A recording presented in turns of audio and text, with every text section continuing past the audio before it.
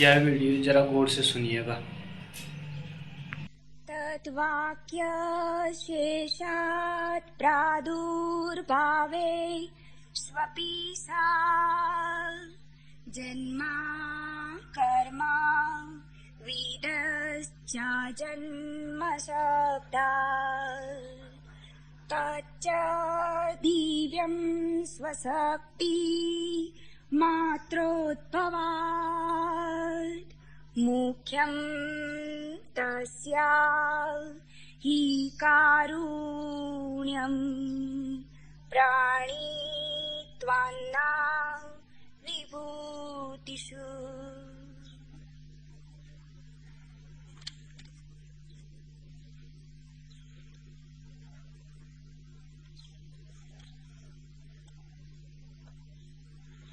युक्तौ च संपरायात्।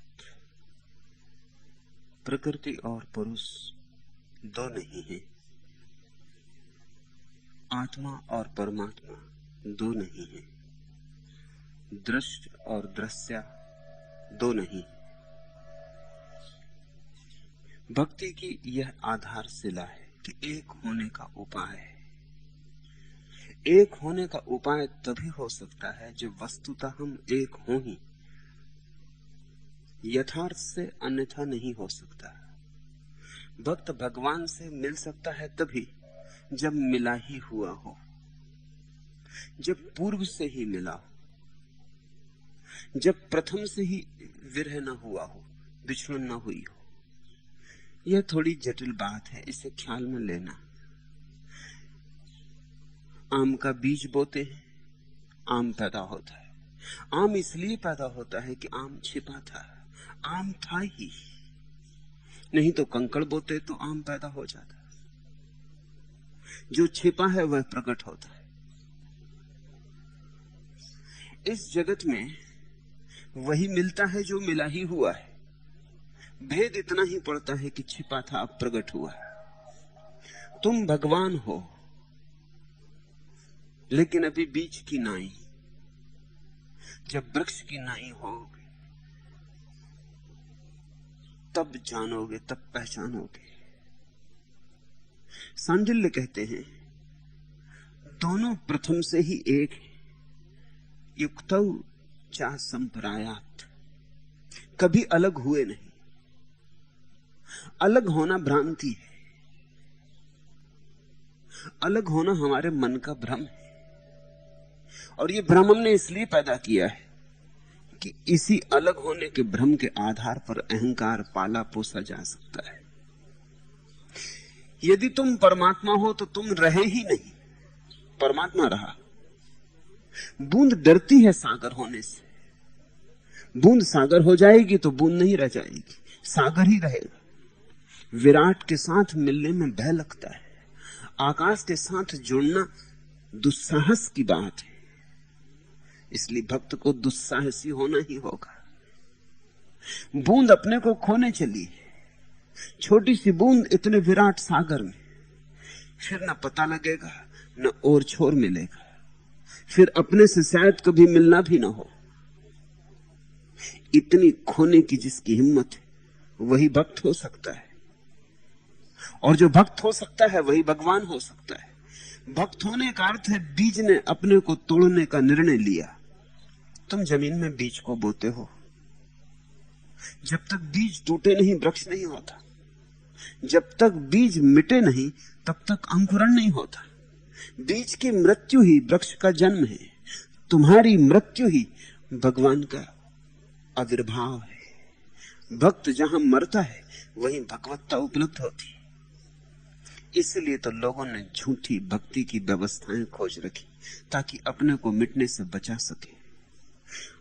मंदिर जाते हैं, प्रार्थना करते हैं, पूजा करते हैं, यज्ञ हवन करते, अपने को बचाए रखते। आग में घी डालते हैं, अपने को नहीं डालते। आग में गेहूं डालते हैं, अपने को नहीं डालते। वृक्षों से तोड़ के फूल परमात्मा के चरणों में चढ़ाते, अपने को नहीं चढ़ाते। और जिसने अपने को नहीं चढ़ाया उसने पूजा जानी ही नहीं।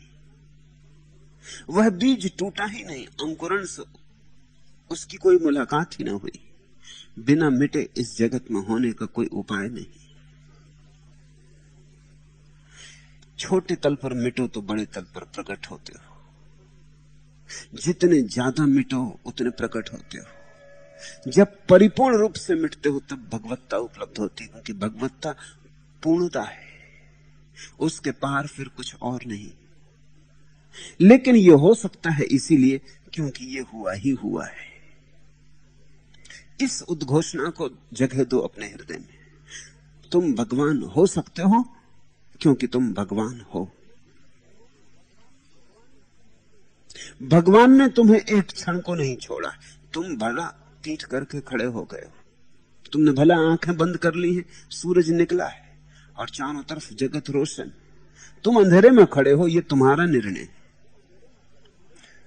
अंधेरा है नहीं, अंधेरा बनाया हुआ है, कृत्रिम है। इस कृत्रिम बनाए हुए अंधेरे का नाम माया है, जो आदमी खुद बना लेता है। तुमने एक आश्चर्य से भरने वाली बात देखी कि लोग दुख को बड़ी मुश्किल से छोड़ते हैं। बात एकदम से कहो तो बेबूझ लगती। मनस्विदों से पूछो, सिगमंड फ्रायड से पूछो। सिगमंड फ्रायड खुद भी 30 वर्षों तक इस पहेली से परेशान रहा। सैकड़ों लोगों का मनोविश्लेषण करने के बाद एक बात बार बार उभर के सामने आई कि लोग दुख को छोड़ने को राजी नहीं। कहते हैं, मानते भी हैं शायद कि हम दुख छोड़ना चाहते, लेकिन छोड़ने को राजी नहीं।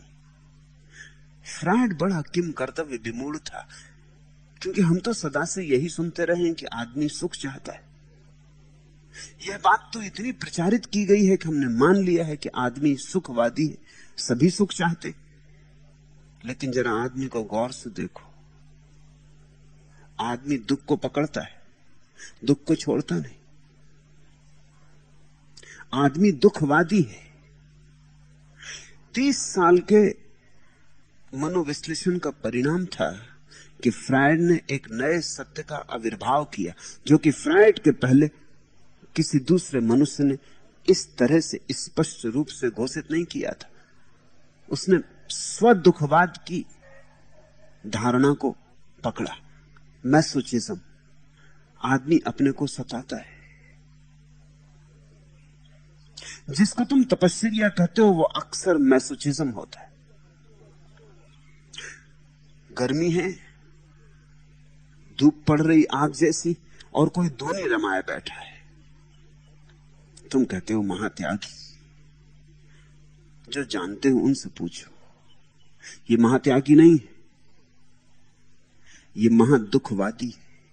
सर्दी पड़ रही है, पानी जम के बर्फ हुआ जा रहा है, और कोई नग्न खड़ा है आकाश के नीचे।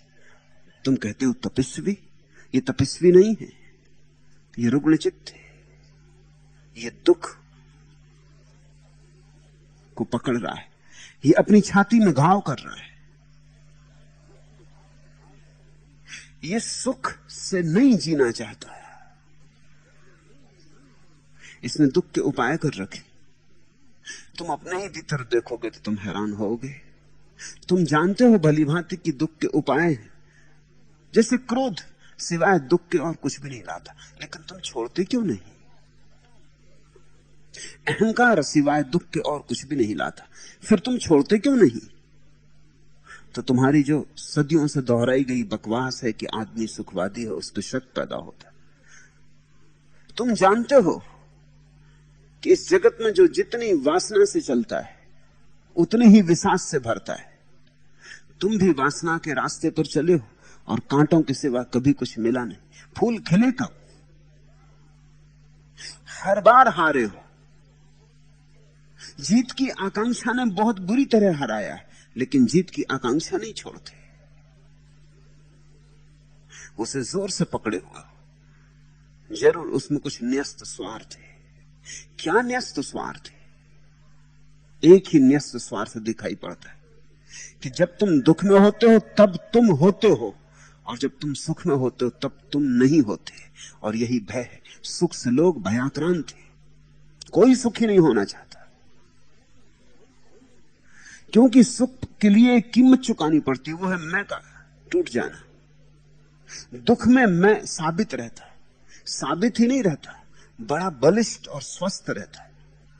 दुख पोषण है मैं के लिए, अहंकार के लिए, अस्मिता के लिए। इसलिए तो तुम अपने दुख को बढ़ा चढ़ा के कहते हो। जांचना अपने को, जब तुम अपने दुख की बात करते हो तो तुम कितना बढ़ा चढ़ा के कह रहे हो। इधर मैं देखता हूं रोज, ऐसा आदमी कभी मुझे दिखाई नहीं पड़ता है जो अपने दुख पे शक करता हो, जो कभी मुझसे आके कहे कि मैं बहुत दुखी हूं, मैं बहुत परेशान हूं। कहीं ये दुख मेरे मन की कल्पना ही तो नहीं? नहीं, एक आदमी नहीं कहता। लेकिन जब यहां लोग ध्यान में धीरे धीरे उतरना शुरू करते हैं और सुख की थोड़ी झलकें आती हैं, सुख के थोड़े झोंके आते हैं, कुछ भीतर की कारा टूटती है, कुछ झरोखे खुलते हैं, थोड़ी रोशनी भीतर पड़ती है। कहीं कहीं कोने में कोई फूल खिलता है और सुगंध से प्राण व्याप्त होते, भागे मेरे पास आते, वो कहते हैं कि बड़ा सुख हो रहा है। ये कहीं मन की कल्पना तो नहीं है?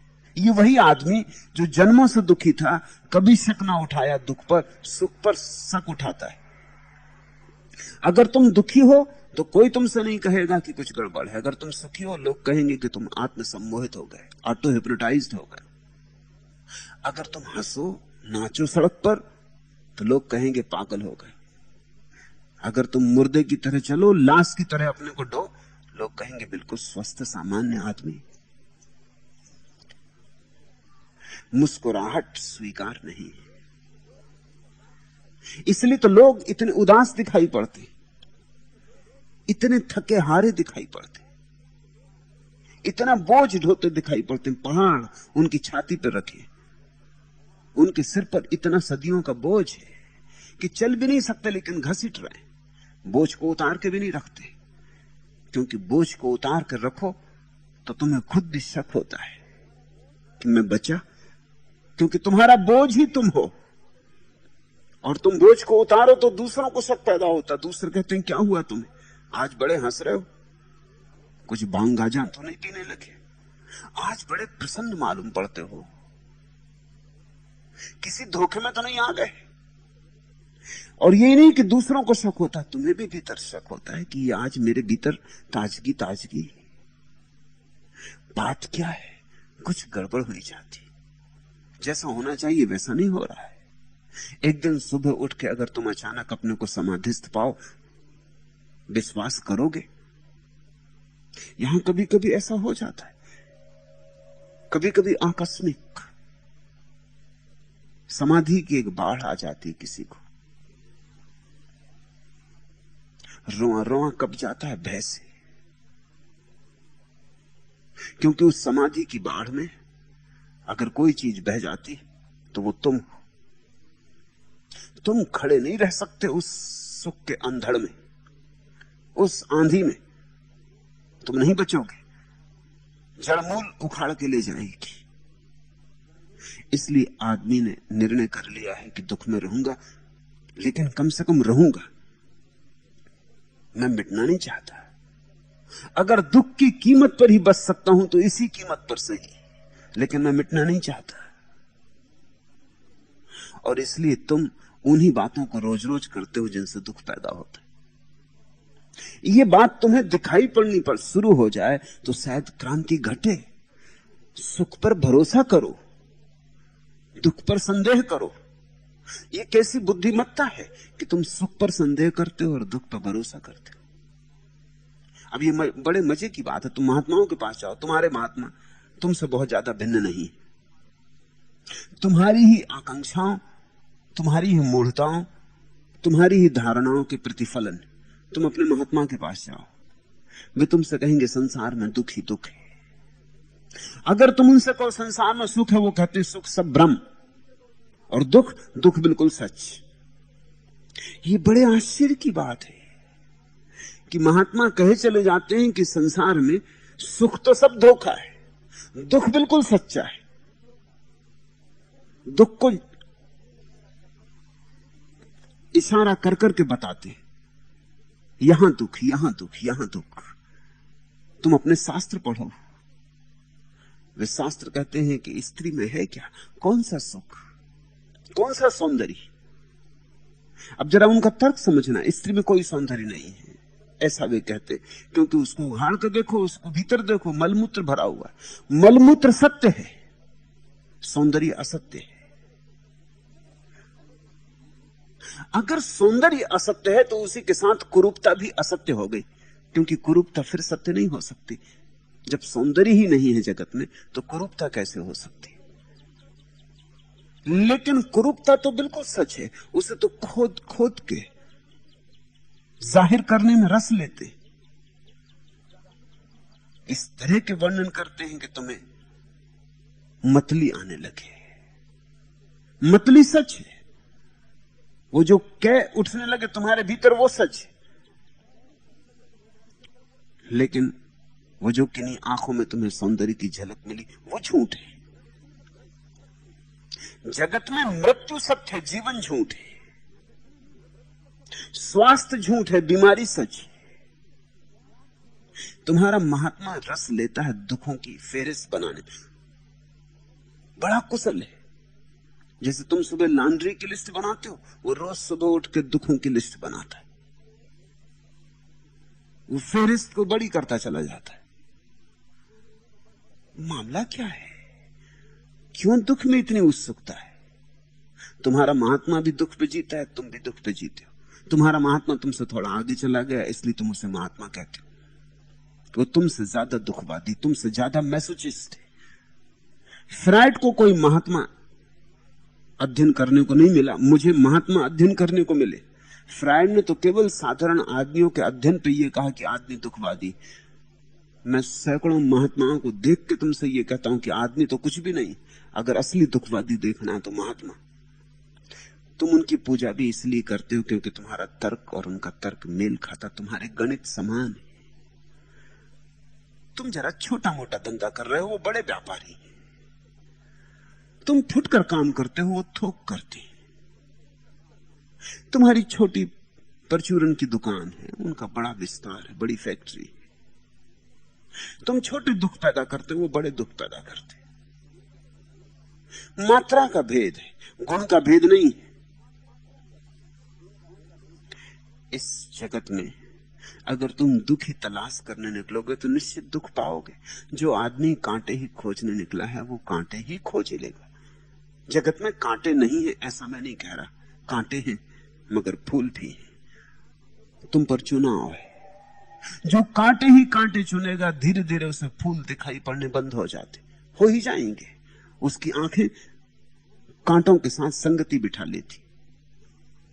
तुम जो देखते हो देखते रहते हो, फिर धीरे धीरे वही देख पाते हो। जो फूलों से संबंध बनाता है, फूलों से मैत्री बनाता है, उसे धीरे धीरे कांटों में भी फूल दिखाई पड़ने लगते। भक्ति दुखवाद नहीं, भक्ति महासुखवाद है। इसलिए भक्त में और तुम्हारे त्यागी में फर्क को ख्याल रखना। भक्त जीवन में रस लेता है, भक्त जीवन में मग्न है। हालांकि खाने पीने के रस पर ही नहीं रुक जाता, क्योंकि जीवन में और बड़े रस है। मगर जिसने खाने पीने का रस भी न लिया वो और बड़े रस कैसे लेगा? भक्त आगे बढ़ता है, धीरे धीरे संसार को पीते, संसार को अनुभव करते, उसे परमात्मा का स्वाद भी आने लगता है। इसलिए सांडिल्य कहते हैं युक्तौ च संपरायात्। ये संसार परमात्मा से पृथक नहीं है, युक्त है, एक है, दोनों जुड़े हैं। मिलन कभी टूटा नहीं है, आलिंगन कभी टूटा नहीं। आलिंगन में खड़े, जैसे दो प्रेमी आलिंगन में खड़े हो, ऐसे ये प्रकृति और पुरुष आलिंगन में है। तुम सुख को खोजोगे तो सुख के परम स्रोत परमात्मा को खोज लोगे, सुख को खोजोगे तो स्वर्ग खोज लोगे।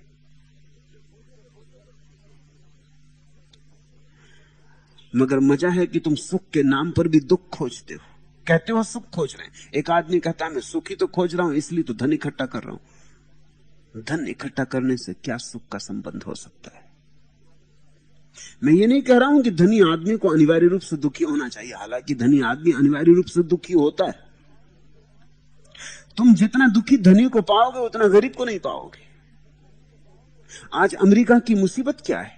यही कि धन। तुम जो खोज रहे हो वो अमेरिका ने पा लिया और सब तरफ दुख व्याप्त हो गया। अमेरिका नर्क बन गया। अब कुछ समझ में नहीं आता आप क्या करें।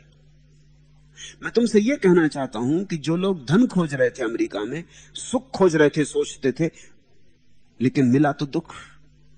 तुमने सोचा था आम बो रहे हो, बोदी थी नीम, फल सिद्ध करेगा कि क्या बोया था।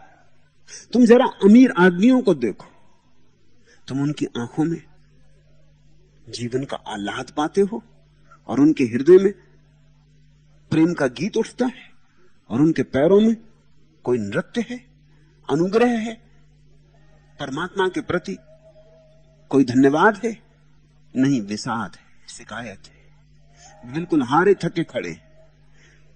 उनकी समझ में नहीं आ रहा कि अब क्या करें। अब तक सोचते थे धन मिलने से सुख मिलेगा, धन मिल गया और सुख का तो कुछ पता नहीं, और जीवन हाथ से गया।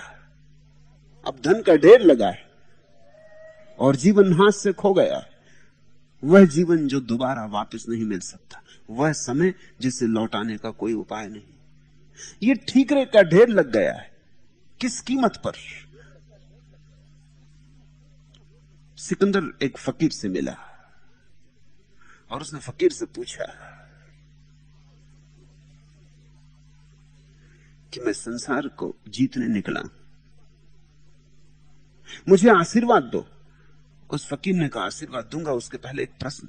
तुम संसार को जीत लिए, मान लो कि संसार जीत लिए और एक महा रेगिस्तान में अकेले पड़ गए हो, प्यास लगी है भयंकर, और एक गिलास पानी मिल जाए इसके लिए तड़फ रहे हो, मर जाओगे, और मैं एक गिलास पानी लेके वहां मौजूद होता, लेकिन ऐसे ही मुफ्त नहीं दे दूंगा एक गिलास पानी।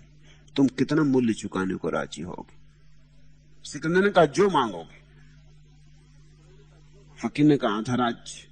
सिकंदर थोड़ा झिझका, हालांकि अभी देने लेने की कोई बात नहीं थी, ये केवल कल्पना का सवाल था, लेकिन फिर भी झिझका।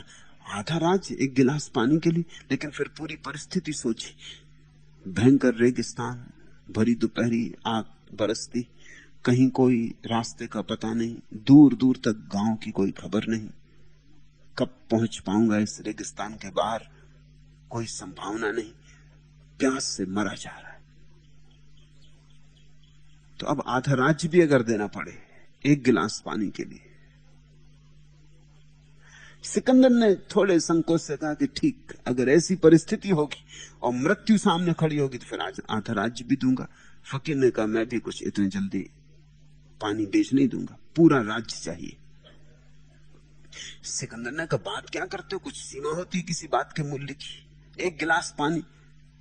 पर फकीर ने कहा, परिस्थिति सोच लो, वही एक गिलास पानी तुम्हारा जीवन है, पूरा राज्य दोगे तो ही दे सकूंगा। सिकंदर ने थोड़ा सोचा और कहा, अच्छा अगर ऐसी स्थिति होगी तो पूरा राज्य भी दूंगा, क्योंकि जीवन बड़ी चीज है। फकीर हंसने लगा। उसने कहा, बस इसको तुम याद रखना, आशीर्वाद क्या मांगते हो, जीवन बड़ी चीज है। तुम जीवन को गंवा दोगे, राज्य पालोगे, और राज्य की इतनी कीमत है कि जरूरत पड़ जाए तो एक गिलास पानी में बिक जाए। इसका मूल्य कितना है? तुम धनी आदमी से जरा गौर से पूछो, जांचो, जो पद पर पहुंच गए हैं उनको जरा परखो, पहचानो। वे सभी ये सोचते थे कि सुख की तलाश में चले, नरक में पहुंच गए। मानने से थोड़ी कोई स्वर्ग पहुंचता है। तुम्हारी दिशा कहां है? तो दुनिया में जिनको तुम संसारी कहते हो, वे भी दुख ही खोज रहे हैं। सिर्फ अपने को भरमाने के लिए उन्होंने दुख के डब्बों पर सुख के लेबल लगा रखे। और जिसको तुम धार्मिक कहते हो, वो भी दुख खोज रहा है, उसने अपने दुख के डब्बों पर पुण्य के लेबल लगा रखे। इतना ही भेद है, लेबल का भेद है, दोनों दुख खोज रहे हैं। इस जगत में अगर कोई आदमी सुख खोजता मिल जाए तो वही भक्त है। फिर सुख का क्या मतलब होगा? फिर सुख का एक ही मतलब हो सकता है कि दुख मेरे मैं को पुष्ट करता है। सुख की खोज का एक ही अर्थ हो सकता है कि मैं इस मैं को छोड़ दूं जो दुख पर जीता है। जिसके लिए दुख अनिवार्य है, मैं इस दुख को छोड़ दूं। दुख का त्याग इस जगत में सबसे बड़ा त्याग है। मैं अपने सन्यासी से वही कहता हूं, दुख का त्याग। तुम्हारे त्यागी कहते हैं त्याग के नाम पर दुख का वरण। मैं तुमसे कहता हूं त्याग एक ही है, दुख का त्याग। तुम्हें थोड़ी ये बात अजीब लगेगी स्वभावतः, क्योंकि दुख तो तुम कहते हो सभी छोड़ना चाहते। मैं तुमसे फिर दोहराता हूं कि कोई नहीं छोड़ना चाहता।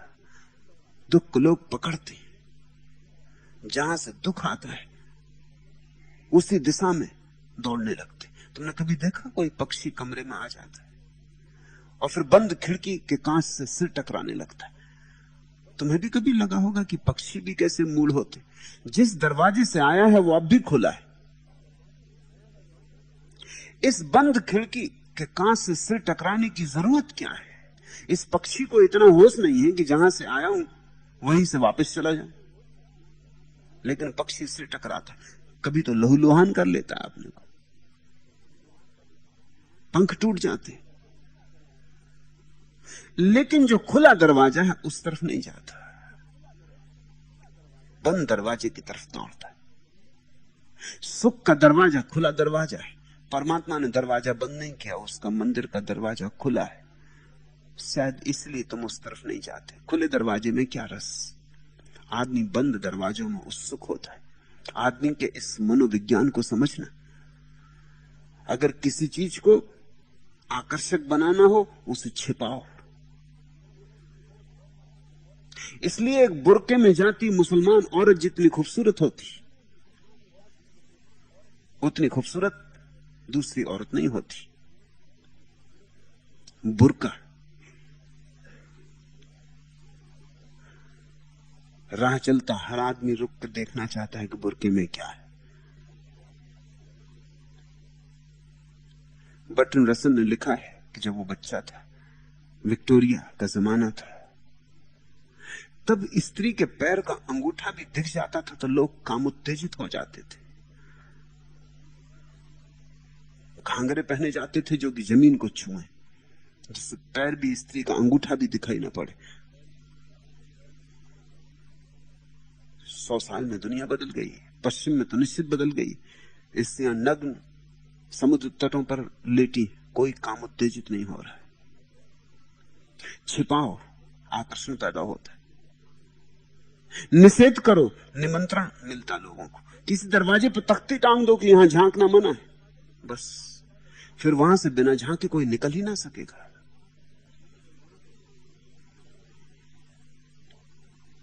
मेरे गांव में एक वकील है, उन्होंने अपनी दीवार पर लिख छोड़ा है कि यहां पेशाब करना मना है। सारा गांव वहां पेशाब कर।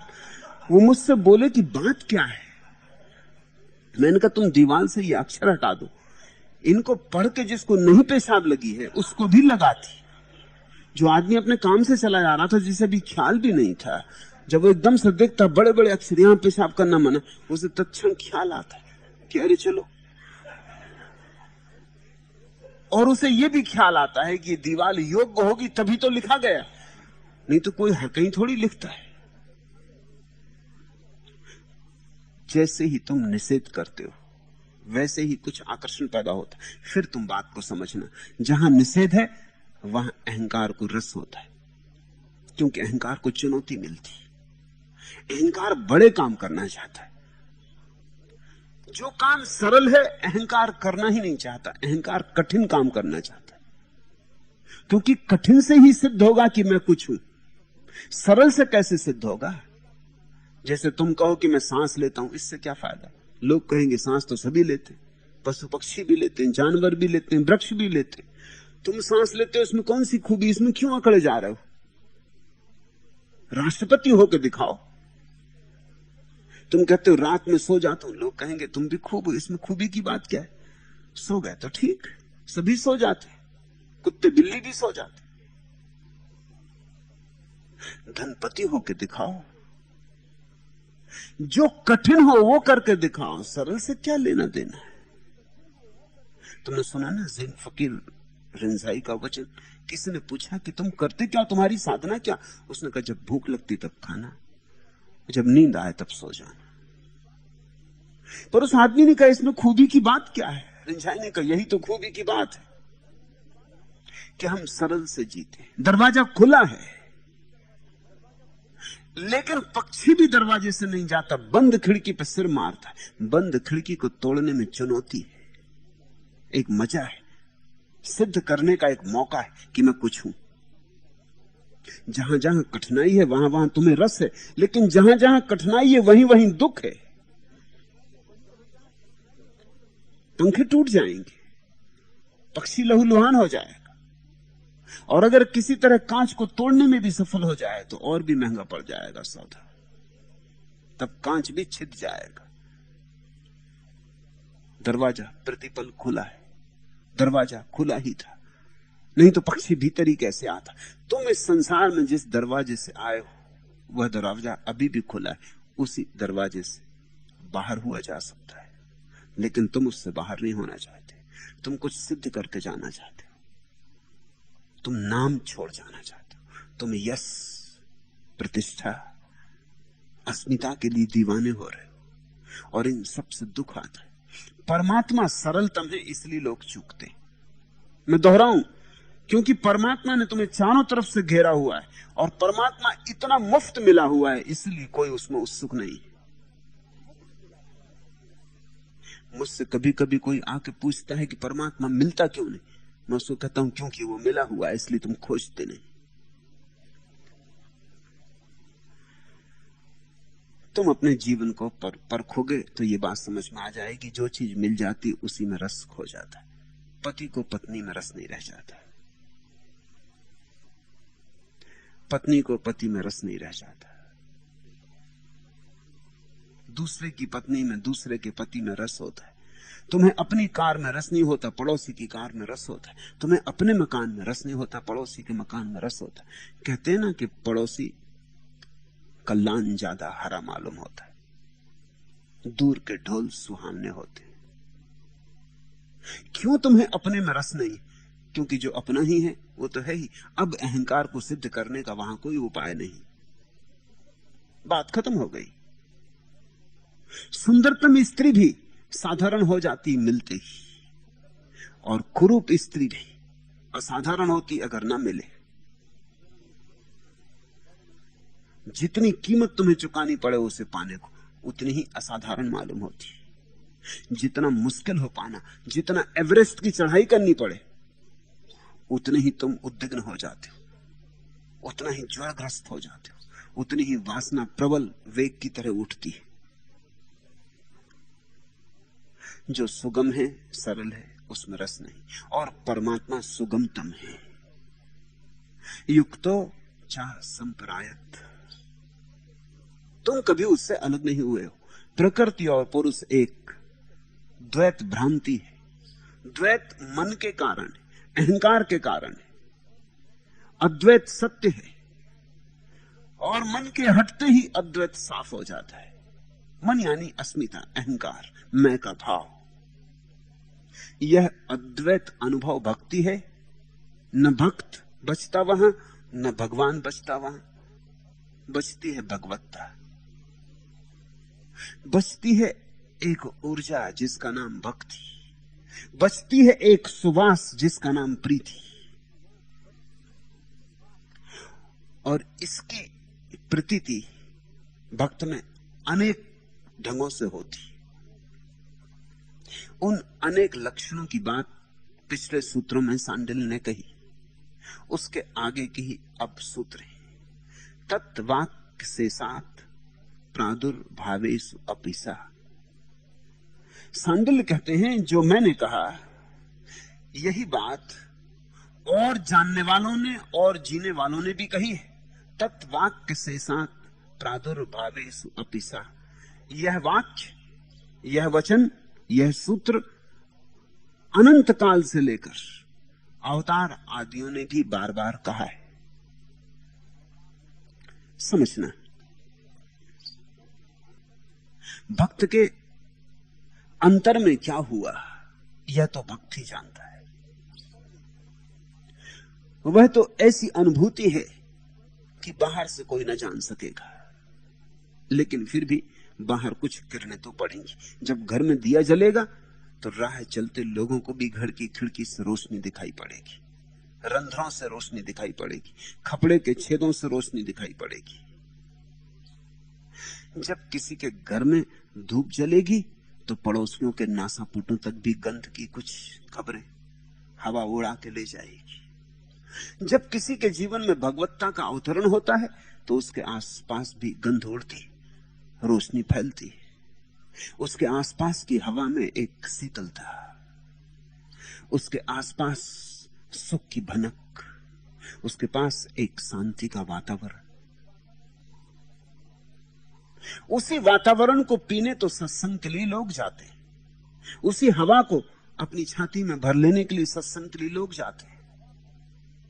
पश्चिम में सत्संग को प्रकट करने वाला कोई शब्द नहीं है पश्चिम की भाषाओं में, क्योंकि सत्संग की कला ही विकसित नहीं हुई।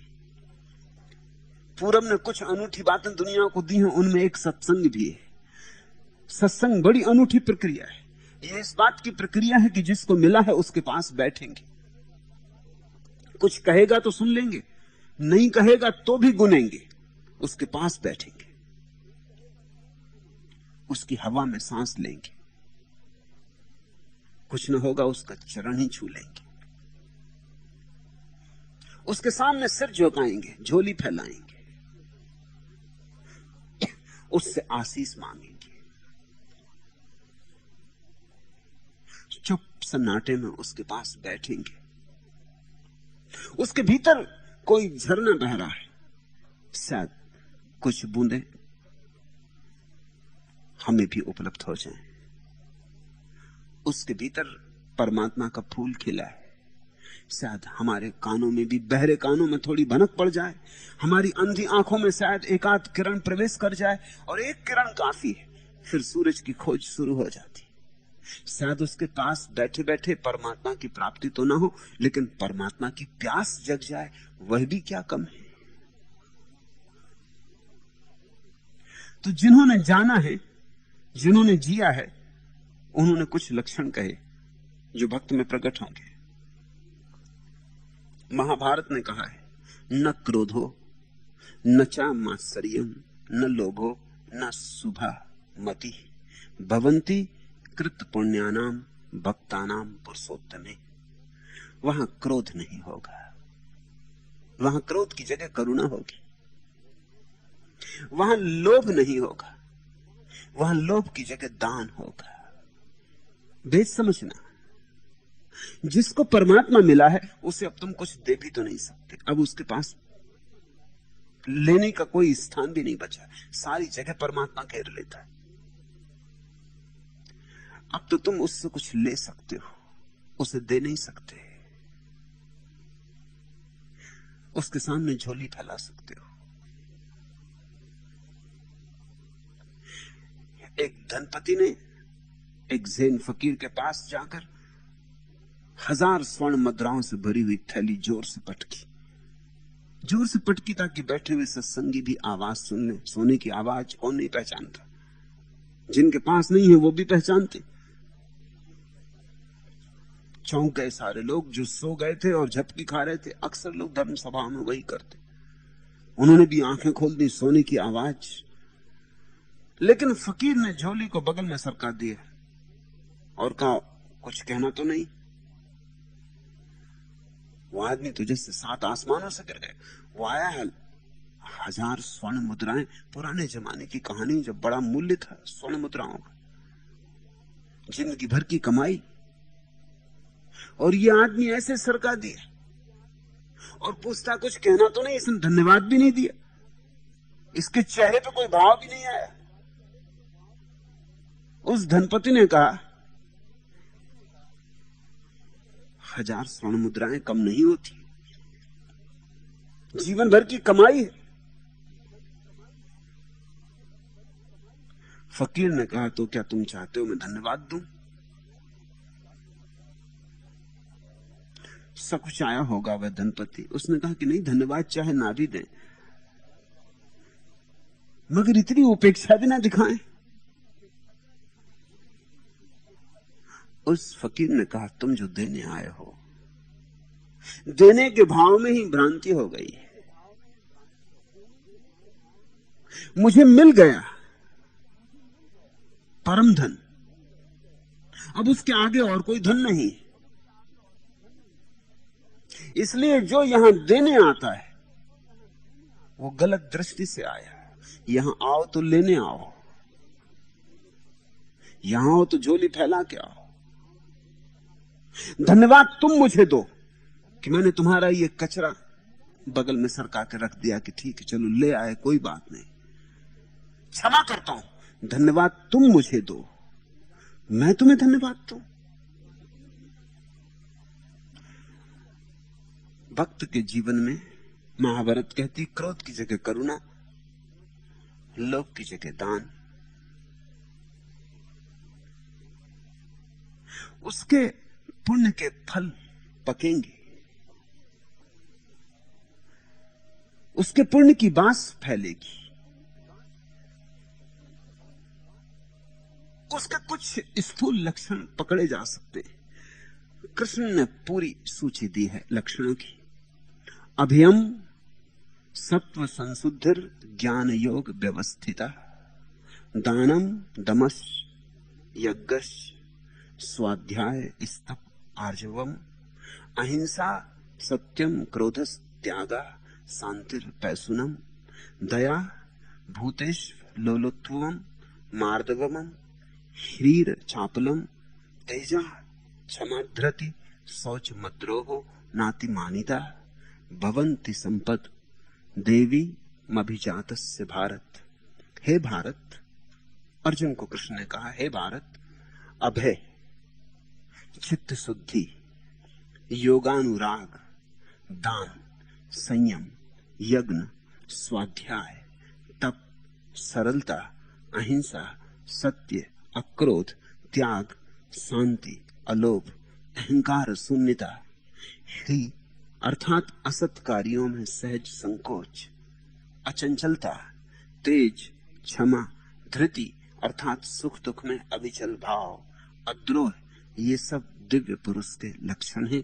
ये उस भक्त में प्रकट होते हैं। सांडिल्य कहते हैं, भीतर की जो घटना है वह तो भक्त जानेगा, लेकिन जो भीतर है वो भी बाहर से तो जुड़ा ही है। यहां कोई भी चीज असंयुक्त नहीं। तुमने श्वास ली, भीतर गई, फिर वही श्वास बाहर गई। बाहर और भीतर प्रतिक्षण लेन देन चल रहा है। बाहर और भीतर अलग थलग नहीं है। बाहर और भीतर एक ही ऊर्जा के दो छोर हैं, एक ही सिक्के के दो पहलू हैं। इसलिए घटना तो भीतर घटेगी, लेकिन घटना की ध्वनियां बाहर भी सुनाई पड़ेंगी। कुछ बातें सहजता से प्रकट होंगी। फर्क ख्याल में लेना, यही तत्व जिसको तुम महात्मा कहते हो, त्यागी कहते हो, वह भी इन्हीं तत्वों की प्रशंसा करता है, जैसे अहिंसा, दया, त्याग, निरअहंकारिता। उदाहरण के लिए चार ले लें। महात्मा, त्यागी, विरागी भी इनकी महत्ता बताता है, लेकिन भक्त और उसकी महत्ता बताने में क्या भेद है? बड़ा भेद है। सांडिल्य कहते हैं, भगवान के मिलने से ये गुण अपने आप प्रकट होते हैं। तुम्हारा तथाकथित तपस्वी कहता है, ये गुण प्रकट हो तो भगवान मिलता है। इस भेद को ख्याल में ले लेना। सांडिल्य कहते हैं, ये लक्षण है भक्त के, साधना नहीं। ये तो जो भक्त भगवान में लीन होने लगा, उसमें सहज उठी हुई तरंगें। इनके कारण भगवान नहीं मिलता, भगवान के कारण ये तत्व घटित होते। ये बड़ा क्रांतिकारी भेद है।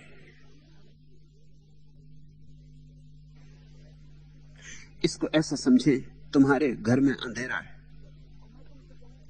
और मैं तुमसे कहूं कि दिया जलाओ, दिया के जलते ही अंधेरा चला जाता है। तुम तार्किक आदमी हो, तुम सोच विचार वाले आदमी हो, दार्शनिक हो, तुम इसका गणित बिठाओ। तुम कहो कि ठीक है, कहा गया कि जब प्रकाश होता है तो अंधेरा नहीं होता। अर्थात जब अंधेरा नहीं होता तब प्रकाश होता है। तर्क में तो ये बात ठीक है। अगर तुम इसको जीवन व्यवहार में लाने की कोशिश करोगे तो मुश्किल में पड़ जाओगे। तार्किक रूप से यह बात सच है कि जहां अंधेरा है वहां प्रकाश नहीं, जहां अंधेरा नहीं वहां प्रकाश। अगर तुम अंधेरे को हटाने में लग जाओ, पोटलियां बांध के अंधेरे को फेंकने जाओ गड्ढों में, या धक्के दे के अंधेरे को निकालना चाहो, या तलवारें ले आओ और अंधेरे को काट पीट करके घर से बाहर कर देना चाहो, तो तुम मुश्किल में पड़ जाओगे। अंधेरा ऐसे नहीं निकलता, प्रकाश आ जाए तो निकलता है। अंधेरा निकाल के प्रकाश नहीं आता, प्रकाश के आने से अंधेरा निकलता है। यही भक्ति की उद्घोषणा है। भक्त कहता है जीवन में बहुत सी बुराइयां हैं, लेकिन परमात्मा के आ जाने पर ही निकलती।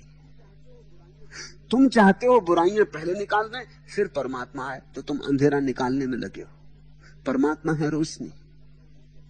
भक्त कहता है मैं जैसा बुरा भला हूं, रो तो सकता हूं उसके लिए, पुकार तो सकता हूं उसके लिए, अपात्र हूं ये मुझे पता है, लेकिन उसके बिना पात्र होऊंगा भी कैसे? उसका ही संस्पर्श मिलेगा तो ये लोहा सोना बनेगा, वही पारस आएगा और छुएगा तो ये अंधकार रोशनी में बदलेगा। इसलिए भक्त कहता है भगवान को मैं पुकारूंगा, अपनी अपात्रता अपनी दीनता को समझूंगा और भगवान को पुकारूंगा। मेरी अपात्रता मेरी प्रार्थना में बाधा नहीं बनेगी। अपात्र हूं इसलिए तो प्रार्थना कर रहा हूं। इसलिए देखते हो जो पात्र हो जाता है वो प्रार्थना क्यों करेगा? वो दावेदार होता है, प्रार्थना क्यों? वो कहता है इतने उपवास किए, इतने तप किए, घर द्वार छोड़ा, धन छोड़ा, पद छोड़ा, पहाड़ पर बैठा रहा इतने वर्षों तक, अब प्रार्थना क्या? अब मिलना चाहिए, अब ये मेरा हक है, ये मेरा अधिकार है। अगर कहीं कोई अदालत हो तो वो परमात्मा पर मुकदमा चलाने के लिए आतुर है। वो कहता अभी तक मिले क्यों नहीं? प्रार्थना का सवाल ही क्या है? प्रार्थना तो भक्त करता है। भक्त कहता है मेरी योग्यता तो कुछ भी नहीं, तुम मिलो ऐसा दावा तो मेरा कुछ भी नहीं, तुम न मिलो ये बिल्कुल समझ में आता है। मैं इस योग्य ही नहीं हूं कि तुम मुझे मिलो। इसलिए इसमें शिकायत जरा भी नहीं, शिकवा जरा भी नहीं। तुम नहीं मिल रहे हो ये बिल्कुल तर्क संगत है, क्योंकि मैं पात्र ही नहीं। तुम मिलोगे वही विस्मय विमुग्ध करेगा मुझे, उस पर ही भरोसा करना मुश्किल हो जाएगा कि मुझे अपात्र को मिले। जब भी परमात्मा किसी के जीवन में उतरा है तब उसने ऐसा ही अनुभव किया, मुझे अपात्र को मिले। किस करुणा बस, प्रसाद रूप प्रयास के फल की तरह नहीं, परमात्मा एक भेंट की तरह मिलता है। जब तुम किसी को भेंट देते हो तो पात्रता थोड़ी सोचते हो, भेंट में पात्रता नहीं सोची जाती। भेंट तो प्रेम है। यही गुण तथाकथित त्यागी ने भी पकड़ रखे, मगर उसकी पकड़ उल्टी। वो सोचता है अहिंसा पहले, सरलता पहले, अलोभ पहले, अभय पहले। भक्त पूरी प्रक्रिया को उल्टा देता है। सांडिल्य कहते हैं ये पहले नहीं, ये लक्षण। जब आ जाएगा प्रभु तुम्हारे भीतर, जब तुम्हारे भीतर का दिया जलाएगा, तब दूसरों को अनेक लक्षण दिखाई पड़ने शुरू होंगे। उनको इस तरह बांटा जा सकता है। जिसके भीतर परमात्मा बैठा है उसे पाने को कुछ नहीं रहा, इसलिए अलोभ। उसके पास देने को इतना है कि जितना दे दे और चुकेगा नहीं, इसलिए दान। परमात्मा बिना प्रयास के मिला है, इसलिए सरलता है।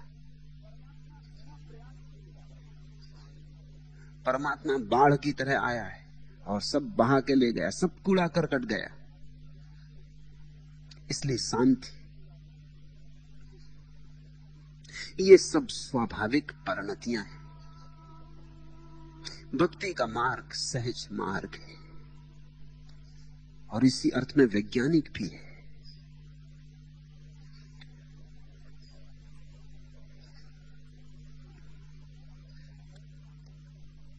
तत्वाक्य से साथ प्रादुर्भावेषु अपिसा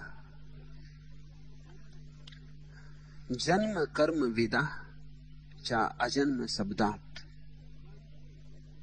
भगवान के जन्म कर्म का रहस्य जानने वाले पुरुष का भी फिर जन्म नहीं होता। ये भक्त की परम गति कि जिसने जान लिया, परमात्मा को पहचान लिया, छिपा जिसके सामने प्रकट हो गया, रहस्य ने जिसके सामने घूंघट उठा दिए, फिर उसका दोबारा जन्म नहीं होता। जन्म का कोई कारण नहीं रह जाता, क्योंकि खोजने को ही कुछ नहीं बचता। अंतिम घड़ी आ गई। संसार विद्यापीठ है। जिसने परमात्मा को पा लिया वह उत्तीर्ण हो गया। जिसने परमात्मा को न पाया उसे बार बार आना पड़ेगा, उसे आते ही जाना पड़ेगा।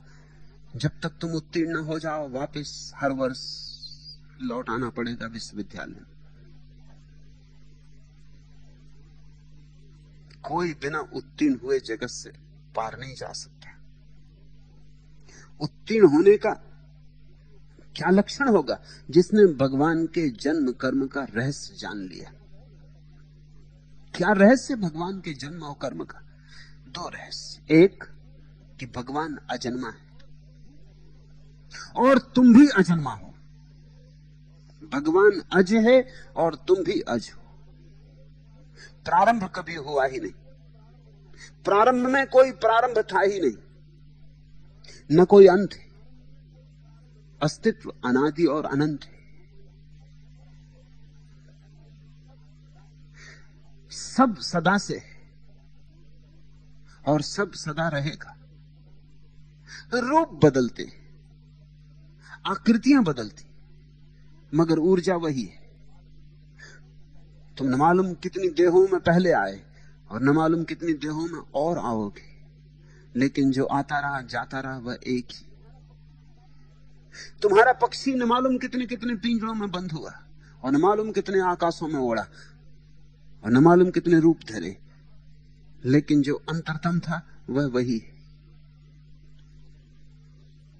इस जगत में जो भेद है वे केवल नाम और रूप के भेद हैं। परमात्मा के जन्म का जो रहस्य समझ लेगा, उसका अर्थ हुआ उसने समग्र के जन्म का रहस्य समझ लिया। इस समग्र का कभी कोई जन्म नहीं हुआ है। तुम इस समग्र के हिस्से हो, तुम्हारा भी कोई जन्म नहीं हुआ है। और तभी तुम्हें एक बात ख्याल में आ जाएगी, जब जन्म नहीं हुआ तो मृत्यु भी नहीं हो सकती। बुद्ध मर रहे थे, आखिरी घड़ी आ गई थी, शिष्य रो रहे थे। उन्होंने आंख खोली और आनंद से कहा कि तू रोता क्यों है? आनंद का इसलिए रोता हूं कि आप जा रहे। बुद्ध ने कहा, मैंने जीवन भर एक ही बात समझाई कि न मैं कभी आया और न कभी जाता हूं, न मेरा कोई जन्म है न मेरी कोई मृत्यु है। और जिसका जन्म है और जिसकी मृत्यु है वह मैं नहीं, वह केवल रूप मात्र है, स्वप्न मात्र। स्वप्न ही बनते और बिखरते। सत्य वैसा का वैसा, जस का तस, ज्यों का त्यों। कृष्ण का वचन है, जन्म कर्म चामे दिव्यमेवं यो वेत्ति तत्वतः त्यक्त्वा देहं पुनर्जन्म नयति मामेति सो अर्जुन। हे अर्जुन, मैं सच्चित आनंद रूप हूं। मैं अज और नित्य होने पर भी लोक उपकारार्थ देह धारण करता हूं। परमात्मा अज है, अजन्मा है और अमृत है। अजा ही अमृत हो सकता है।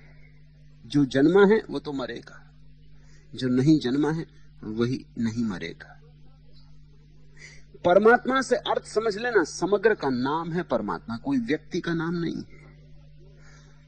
सारे जोड़ का नाम परमात्मा है। वृक्ष और पहाड़ और स्त्रियां और पुरुष और नदियां और चांद तारे, सबका जोड़। उस जोड़ का कोई जन्म नहीं। उस जोड़ में मैं भी हूं, तुम भी हो, हमारा भी कोई जन्म नहीं। इसलिए भक्त मृत्यु के भय से मुक्त हो जाता है। जन्म ही नहीं तो मृत्यु कैसे होगी? तुमने मान लिया है कि तुम्हारा जन्म है, इसलिए तुम मृत्यु से परेशान हो। तुमने एक घड़ी दिन तय कर रखा है कि उस दिन मैं जन्मा था, तो फिर पक्का हो गया कि एक घड़ी दिन तुम्हें मरना होगा। फिर चिंता है, फिर तुम कपे जा रहे हो, फिर तुम भयभीत हो।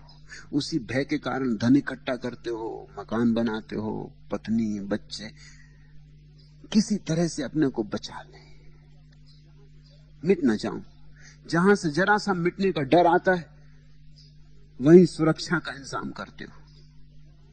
लेकिन तुम्हारी कोई मृत्यु नहीं, तुम सदा से हो, तुम सदा रहोगे। भगवान के जन्म का रहस्य जानकर ही व्यक्ति अपने भी जन्म और जीवन का रहस्य जान लेता है। वही मुक्ति, फिर लौटना नहीं होगा। और भगवान के कर्म का रहस्य, वहां कोई करता नहीं है, फिर भी सब हो रहा है। भगवान बैठ के यहां एक एक चीज का हिसाब नहीं कर रहा है कि अब इस झाड़ को पानी चाहिए, और अब इस आदमी को रोटी चाहिए, और अब ये पत्ता पीला पड़ गया है इसको गिराना चाहिए, और अब वसंत आया जा रहा है तो बीज डालने चाहिए, और ये चांद कहीं तिरछा न चला जाए, कहीं रास्ते से न चूक जाए, तो सब बैलगाड़ी को ठीक ठीक हाँकते रहना चाहिए। ऐसा कोई भगवान नहीं है जो व्यवस्था कर रहा है। यह व्यवस्था बड़ी स्वाभाविक है, कोई करने वाला नहीं। यहां कोई बैठा हुआ बीच में इस सारे आयोजन को संभाल नहीं रहा। लोगों की भगवान के प्रति धारणा है इसी तरह की। वो यही सोच रहे हैं कि कोई सत्ताधारी आज्ञा दे रहा है, जगह जगह फरमान निकाल रहा होगा कि अब ऐसा होने दो, अब ऐसा होने दो, अब रात हो जाने दो, अब दिन हो जाने दो, अब देर हुई जा रही, अब जल्दी से सुबह करो, सूरज को निकालो। कोई कहीं करता नहीं है, सब हो रहा है। वैसी ही दशा तुम्हारी भी, तुम्हारे भीतर भी सब हो रहा है, करता कोई भी नहीं। छोटे पैमाने पर तुम इस बड़े विराट का छोटा सा लक्षण तुम अपने भीतर ही खोज के देखो। भूख लगती तब कोई भूख लगाता है? जब तुम श्वास भीतर लेते हो तो कोई श्वास भीतर लेता है? जब नींद आती तो कोई नींद लगाता है? कब तुम बच्चे से जवान हो गए और कब जवान से बूढ़े हो गए, कोई कर रहा है? सब हो रहा है। इस सूत्र को हृदय में संभाल के रखना, सब हो रहा है। जैसे ही तुम्हें ये बात समझ में आ जाए कि सब हो रहा है, सारी चिंताएं समाप्त हो जाती। चिंता यही है कि कहीं ऐसा ना हो कि मैं कुछ चूक जाऊं, कुछ कर ना पाऊं, कहीं वैसा ना हो जाए। चिंता कर्ता की छाया है। मेरे पास लोग आते हैं, वो कहते हैं हम चिंता से कैसे मुक्त हो। मैं उनसे कहता हूं तुम प्रश्न ही गलत पूछते हो, पूछो कर्ता से कैसे मुक्त हो। करता रहेगा तो चिंता रहेगी, और अब तुम एक नई चिंता ले रहे हो सिर पे मोल की, चिंता से कैसे मुक्त हो। अब ये भी तुम्हें करके दिखाना है। अब ये और एक नया कर्ता पैदा होगा कि चिंता से मुक्त होना है। समझो, कर्ता कोई भी नहीं। ये सारा का सारा जो हो रहा है स्वाभाविक है, सहज है, अपने से है, स्वयंभू है। जैसे ही ये बात समझ में आती है, एक विश्राम आ जाता है। फिर कोई चिंता नहीं, फिर जो होता है ठीक ही होता है, जो होगा ठीक ही होगा, जो हुआ ठीक ही हुआ। इसलिए भक्त कोई पश्चाताप नहीं करता और ना भविष्य की चिंता करता है, ना योजना बनाता है। और भक्त के मन में कभी ये द्वंद नहीं उठता कि ऐसा कर लेते तो अच्छा होता, वैसा क्यों कह दिया, वैसा क्यों कर लिया। न, भक्त ने तो छोड़ दिया है अपने को विराट के साथ। अब जहां ले जाओ, जो करवाओ, जैसी उसकी मर्जी। और ध्यान रखना, ये सब भाषा की बात है। जब मैं कहता हूं जैसी उसकी मर्जी, वहां कोई है नहीं जिसकी मर्जी है। मर्जी हो तो वो चिंता से मर जाए। कब का भगवान मर गया होता। जरा सोचो, तुम एक छोटा सा घर संभालते हो, मरे जा रहे हो। आत्महत्या का विचार कई दफे उठने लगता है। घर तुम्हारा बड़ा छोटा सा, कुछ खास संभालना भी नहीं, एक पत्नी है, 2 बच्चे, इन्हीं को संभालना है, यही तुम्हें काफी सताए डाल रहे। आदमी 60-65 के पार होते होते सोचने लगता है, हे प्रभु अब उठा लो, अब बहुत हो गया, अब नहीं सहा जाता। यूरोप और अमेरिका में जहां उम्र लंबी हो रही क्योंकि चिकित्सकों ने नई नई औषधियां उपलब्ध कर दी, लोग 80, 90 और 100 तक सहज जी रहे, 100 के पार भी जा रहे हैं। वहां एक नया आंदोलन चल रहा है। वो आंदोलन है आत्महत्या का अधिकार। तुमने सुना कभी आत्महत्या का अधिकार? इस देश में तो नहीं चल सकता, यहां तो अभी जीवन का ही अधिकार नहीं, आत्महत्या का अधिकार का तो सवाल ही दूसरा है। यहां किसी तरह जीवन तो जुट जाए, लेकिन अमेरिका में आत्महत्या के अधिकार पर बड़ा विचार चलता है। और 10-15 साल के भीतर अमेरिका के विधान में आत्महत्या का मूलभूत अधिकार जुड़ के रहेगा, जोड़ना ही पड़ेगा, क्योंकि जो आदमी 120 साल का हो गया और मरना चाहता है, क्या करे? नहीं जीना चाहता, बहुत हो गया। हर चीज की सीमा होती, किसी भी चीज को सीमा के आगे खींच दो, अड़चन शुरू हो जाती। अब न उसे रस है, जीवन के सब सपने देख लिए, सब व्यर्थ हो गए। जीवन के सब खेल खेल लिए और कुछ पाया नहीं। अब खाट पर पड़े पड़े सड़ने का क्या प्रयोजन है? और चिकित्सक उसे लटकाए रख सकते, ऑक्सीजन का सिलेंडर लगाया हुआ है, टांग बांधी हुई है, हाथ अटकाया हुआ है, ग्लूकोज लटकाया हुआ है, वो पड़ा है, वो उसको रख सकते हैं इसी हालत में। ये कोई जिंदगी है? वो पूछता है कि ये इसको जिंदगी कहने का क्या अर्थ है? मैं विदा होना चाहता हूं, लेकिन चिकित्सक को अधिकार नहीं है कि वो ऑक्सीजन बंद कर दे, क्योंकि चिकित्सक का जो नियम है वो पुरानी दुनिया से बना है, जब जीना ही मुश्किल था, नियम तब बना था, और अब जीने से ज्यादा जीना संभव हो गया, तो नियम बदल देने होंगे। हर आदमी एक सीमा पर अनुभव करने लगता, मर ही जाऊं। तुम जरा परमात्मा की तो सोचो, कभी का या तो पागल हो गया होगा, या कभी की आत्महत्या कर ली होगी, या भाग गया होगा, सन्यासी हो गया होगा, दूर निकल गया होगा संसार से कि अब नहीं लौटना कभी, सब त्याग करके चला गया होगा। नहीं, वहां कोई भी नहीं, वहां सन्नाटा है। और जिस दिन तुम इस सत्य को समझ लेते हो कि इतना विराट जगत बिना कर्ता के चल रहा है, उस दिन अपनी इस छोटी सी जिंदगी में क्यों ये कर्ता को बनाना? ये भी चलने दो, ये भी होने दो। इन 2 बातों को समझकर कि इस संसार का ना कोई प्रारंभ है ना अंत, और इस संसार को ना कोई चलाने वाला है ना कोई नियोजन करने वाला, ये विराट अपनी ही ऊर्जा से बहा जाता है, ये स्वयंभू है। भक्त भी मुक्त हो जाता है। जन्म कर्म विदा चा अजन्म शब्दात, इन 2 शब्दों का अर्थ समझ में आ जाए, जन्म और कर्म, ये सब समझ में आ गया। तत्चा दिव्यम स्वाशक्ति मात्र उद्भवात, उनका जन्म कर्म आदि सभी दिव्य और असाधारण है, उनकी ही शक्ति से वे नाना रूप दिखाई पड़ते। लेकिन हमें उस परमात्मा का तो कुछ पता नहीं, वह परमात्मा तो बहुत दूर है, शायद हमारे पास उसे पकड़ने की आंख भी नहीं है, हाथ भी नहीं है, समझने की बुद्धि और प्रतिभा भी नहीं। इसलिए सांडिल्य कहते हैं, भगवान के अवतारों को समझने की कोशिश करो। भगवान तो पकड़ में नहीं आता, लेकिन राम पकड़ में आ जाते, कृष्ण पकड़ में आ जाते, बुद्ध पकड़ में आ जाते, मोहम्मद पकड़ में आ जाते। इनको पकड़ो, इनको समझो।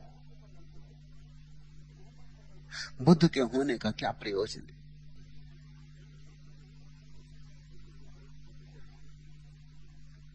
बुद्ध को कौन चला रहा है? बुद्ध के भीतर ऐसा कोई भाव उठता है कि मैं अब ऐसा करूं, या जो होता है होता है।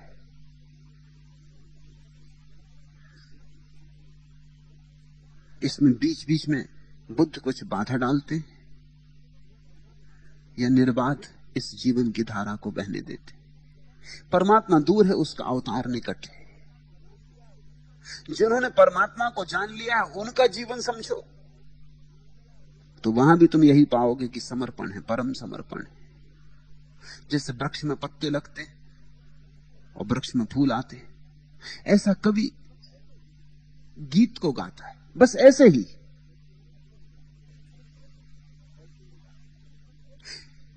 ऐसे ही कृष्ण चलते हैं, उठते हैं, बैठते हैं। ऐसे ही बुद्ध बोलते हैं, समझाते हैं। ऐसे ही बुद्ध जीते हैं और विदा हो जाते हैं। इसमें कहीं भी कोई अहंकार बैठकर आयोजन नियोजन नहीं कर रहा है। उनका जन्म कर्म आदि सभी दिव्य और असाधारण है। अवतारों को देखो तो बड़ी असाधारणता पाओगे। क्या असाधारणता है, क्या दिव्यता है। करने वाला कोई नहीं और विराट घटता है। करने वाला कोई भी नहीं। वही तो कृष्ण अर्जुन को बार बार गीता में समझा रहे हैं कि तू करने वाला मत बन, तू होने दे। जो हो रहा है होने दे, तू उपकरण रहे, निमित्त मात्र। तेरी कोई जिम्मेवारी नहीं। तू अपने को बीच में मत ला। तू शुभ अशुभ का निर्णय मत कर। तू कौन? तू अपने को विदा कर दे और फिर जो हो, जो परिस्थिति करवाए कर, वही शुभ है। फल की भी आकांक्षा मत कर, क्योंकि फल की आकांक्षा में कर्ता आ जाता है। कर्ता जीता ही फल की आकांक्षा से है। मैं ऐसा करूं तो ऐसा होगा, मैं ऐसा करूं तो ऐसा मुझे मिलेगा, ऐसा करूं तो यह फल हाथ में आएगा। फल की आकांक्षा छोड़ दे। फल की आकांक्षा छोड़ते ही कर्ता का भाव चला जाता है। फिर प्रयोजन क्या है? जब फल की ही कोई आकांक्षा नहीं, तो जो भी होगा ठीक ही है। होगा तो ठीक है, नहीं होगा तो ठीक है। इधर मैं तुम्हें रोज समझाता हूं। तुम समझे तो ठीक है, तुम नहीं समझे तो ठीक है। तुम सोचते हो मैं इसका हिसाब रखता हूं कि तुमने समझा कि नहीं समझा।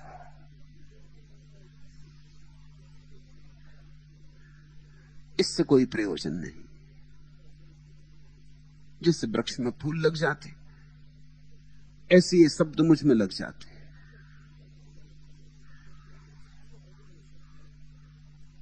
अगर तुम भी इस तरह जियो तो तुम्हारे जीवन में असाधारण दिव्यता आ जाए।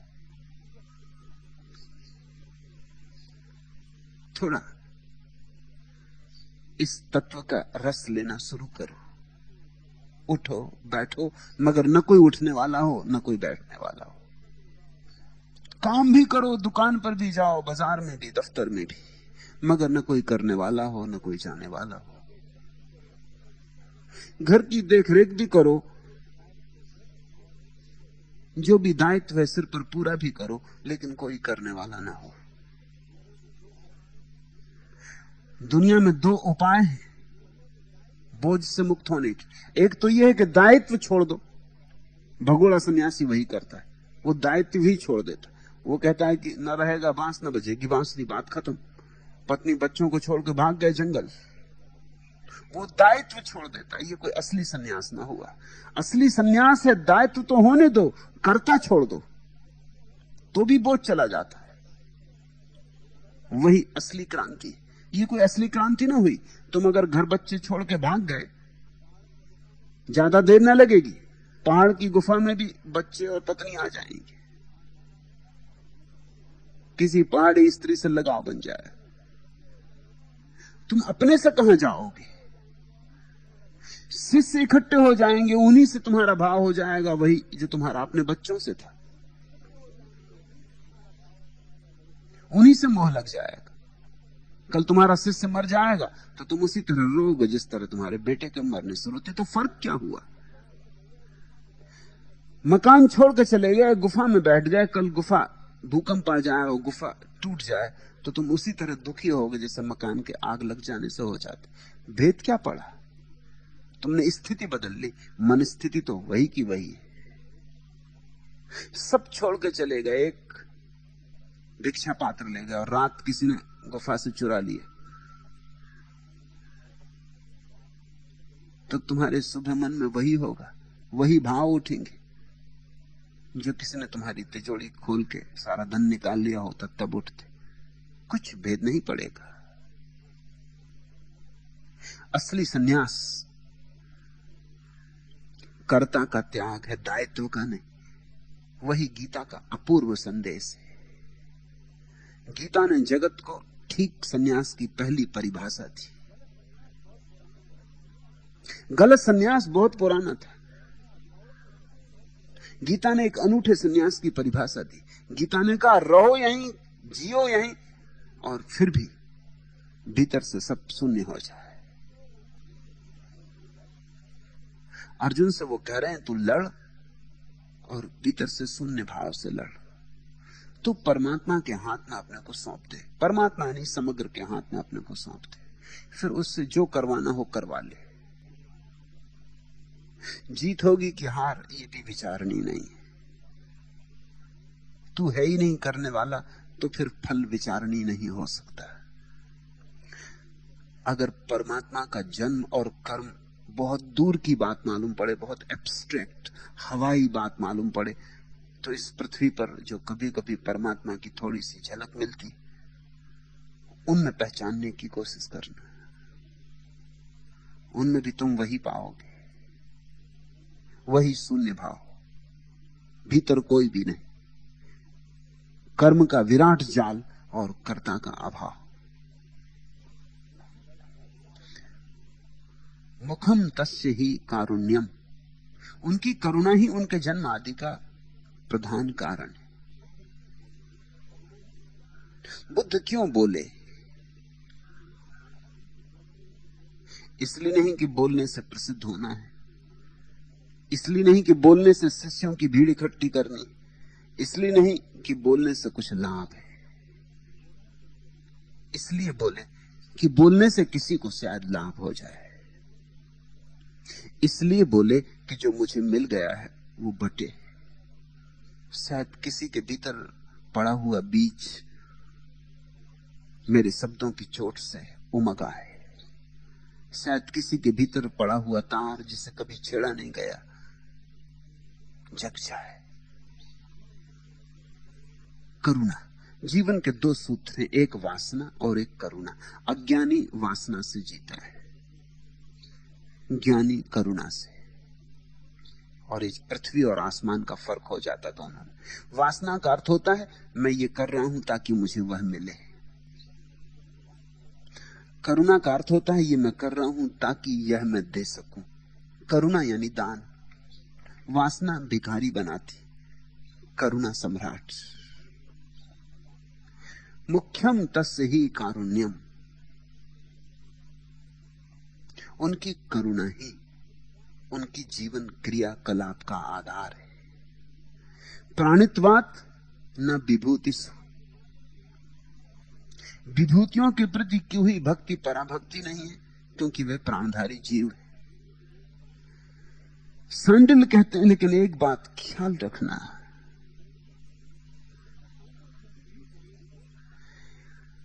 किसी भी विभूति संपन्न व्यक्ति को तुम कितना ही आदर दो, भक्ति दो, वह श्रद्धा तक जाएगी, पराभक्ति नहीं हो पाएगी। मैंने तुम्हें शुरुआत में कहा प्रीति तत्व के 4 रूप हैं। स्नेह अपने से छोटे के प्रति, बच्चे के प्रति, शिष्य के प्रति। प्रेम अपने से समान के प्रति, पति के प्रति, पत्नी के प्रति, मित्र के प्रति, भाई बंधु के प्रति, पड़ोसी के प्रति। श्रद्धा अपने से श्रेष्ठ के प्रति, मां के प्रति, पिता के प्रति, गुरु के प्रति। और भक्ति परमात्मा के प्रति, समग्र के प्रति। विभूतियों के प्रति तुम्हारा जो भाव है वो श्रद्धा है। सांडिल इस बात को इसलिए कह देना चाहते हैं कि अक्सर यह हो जाता है कि अवतारों से तुम इतने अभिभूत हो जाते हो कि तुम भूल ही जाते हो कि अभी एक कदम और लेना है। गुरु से तुम इतने आक्रांत हो जाते हो कि तुम भूल ही जाते हो कि अभी एक कदम और लेना है। गुरु पर रुकना नहीं है, गुरु पर शुरुआत है। गुरु संसार और परमात्मा के बीच की कड़ी है। गुरु सेतु है, मगर सेतु पर घर नहीं बनाना होता, सेतु से आगे जाना है। सेतु का यही प्रयोजन है।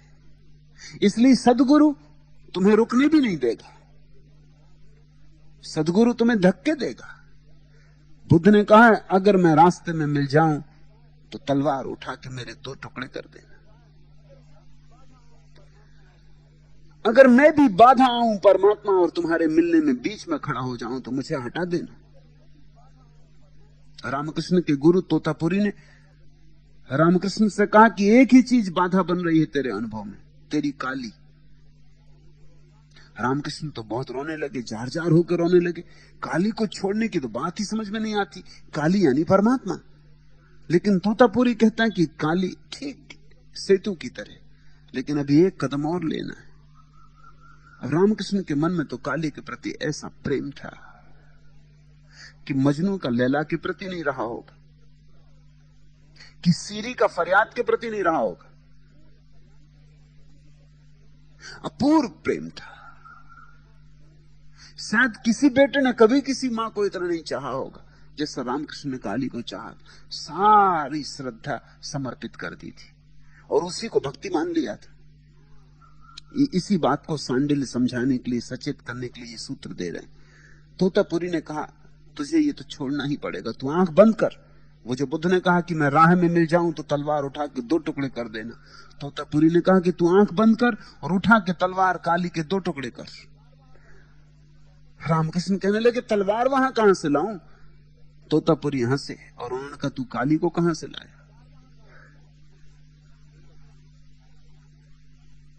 मैंने सुना एक आदमी नाविक होना चाहता था, नौसेना में भर्ती होना चाहता था, उसका परीक्षण चल रहा था।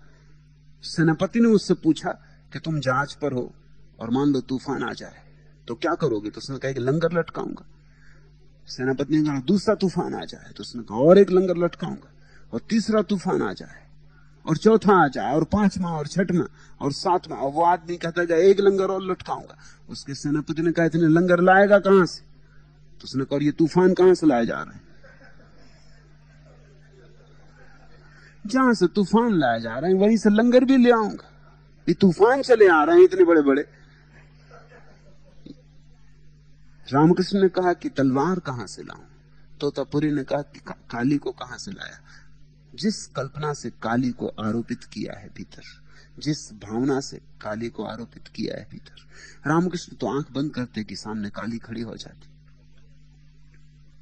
वह मधुर रूप, वह लावण्य, वह ऊर्जा, वह ज्योति, वो तो अभिभूत हो जाते, आंसुओं की धार बहने लगती। बहुत दिन तोतापुरी ने बिठाया, लेकिन रामकृष्ण भीतर जाते भूल ही जाते। घंटा आधा घंटे बाद जब लौटते तो तोतापुरी कहता किया? वो कहते मैं तो भूल ही गया। इतनी सुंदर है मां कि कैसे काटूं? आप बात क्या करते? आपकी बात मान भी लेता हूं तो भी मेरा मन तो राजी नहीं होता। तोतापुरी ने कहा तो फिर मैं जाता हूं। तोतापुरी आदमी अद्भुत था, पहुंचे हुए परमहंसों में एक था। फिर मैं जाता हूं, फिर तू अटका रहे। रामकृष्ण समझते तो थे ये बात कहीं समझ में भी आती थी कि ये कल्पना तो मेरी ही है। अभी मैंने उसे नहीं जाना है जो है, अभी तो मैंने उसे जाना है जिसे माना है। अभी परमात्मा का रूप मेरे सामने प्रकट नहीं हुआ, अभी तो आकृति है ये, अभी अरूप और निराकार का अनुभव नहीं हुआ है। तोतापुरी चला गया तो ये आखिरी संभावना गई। तो रामकृष्ण ने पैर पकड़ लिए कि नहीं जाए ना, आखिरी मौका दे। तोतापुरी ने कहा बस ये आखिरी, और मैं भी आखिरी उपाय करता हूं। वो बाहर गया और बोतल का एक टूटा हुआ टुकड़ा ले आया, और उसने कहा कि जब तुम आंख बंद करोगे और जब मैं देखूंगा आंसू बहने लगे और काली आ गई, तो मैं तुम्हारे माथे पर जहां तीसरा नेत्र होता है वहां इस कांच के टुकड़े से काटूंगा। लहू की धार बह जाएगी बाहर, तुम्हें भीतर पीड़ा होगी जैसे तुम्हें पीड़ा अनुभव हो।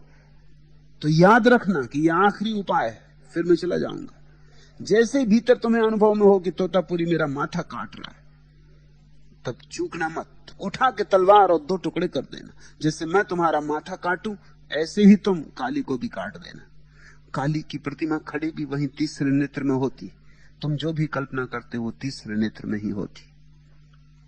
तीसरे नेत्र को योग ने आज्ञा चक्र कहा है। वहां तुम जो आज्ञा करोगे वही हो जाएगा। वहां कल्पनाएं साकार हो जाती, वहां हर कल्पना साकार हो जाती। वहीं तुम रात सपना देखते हो तीसरे नेत्र में। ये 2 नेत्र तो बंद होते हैं, सपना तीसरे नेत्र में देखा जाता है। और इसीलिए चूंकि आज्ञा चक्र में सपना देखा जाता है, सपने पे तुम्हें भरोसा आ जाता है। रात सपने को देखते हो तब तुम मानते हो कि सपना सच है। सपने में याद ही नहीं पड़ता कि सपना झूठ है। आज्ञा चक्र इसीलिए उस चक्र को कहा है कि वहां तुमने जो देखा वही सत्य हो जाता है। वहां तुम्हारी आज्ञा काम करती।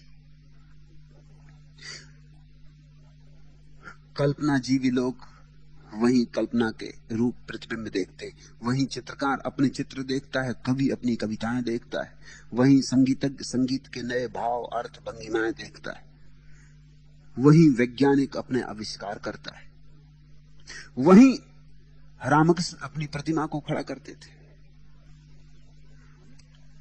तोतापुरी ने ठीक जगह चुनी, तीसरे नेत्र को काटा। उस पीड़ा में रामकृष्ण ने भी हिम्मत की और तलवार उठा के काली के 2 टुकड़े कर दिए। काली के 2 टुकड़े होके गिरना कि विराट खुल गया। आज्ञा चक्र से छलांग लग गई, आज्ञा चक्र कट गया। काली नहीं कटी, आज्ञा चक्र 2 टुकड़ों में कट गया। आज्ञा चक्र से ऊपर छलांग लग गई, 7वें चक्र में छलांग लग गई, सहस्त्रार में। वहां खिल गया कमल सहस्त्रधारी। 6 दिन तक रामकृष्ण बेहोश रहे। सहस्त्रार से उतारना मुश्किल हुआ। अनुभव इतना आनंद का है कि कौन उतरना चाहे, फिर लौटना कौन चाहे। जब लौटे तो जो पहला शब्द उनके मुंह से निकला वो धन्यवाद का था तोतापुरी के लिए। चरणों में गिर पड़े और कहा, मेरी आखिरी बाधा तुमने छीन ली। आखिरी बाधा, गुरु आखिरी बाधा है। अगर रुको तो, नहीं तो आखिरी साधन है। बढ़ो तो तुम पे निर्भर है।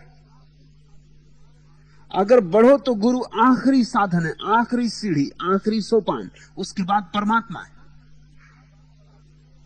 इसलिए तो गुरु को ब्रह्मा कहा है, गुरु ब्रह्मा बिल्कुल आखिरी है। बस उसके बाद एक कदम और की परमात्मा है। गुरु और ब्रह्मा बस पास पास खड़े हैं, पड़ोसी हैं। लेकिन गुरु पर मत रुक जाना, नहीं तो ऐसा ना हो जाए कि गुरु ब्रह्म को आड़ में दे दे, आड़ में कर दे। असदगुरु वही है जो तुम्हारे और तुम्हारे परमात्मा के बीच में खड़ा हो जाए और रुकावट डालने लगे।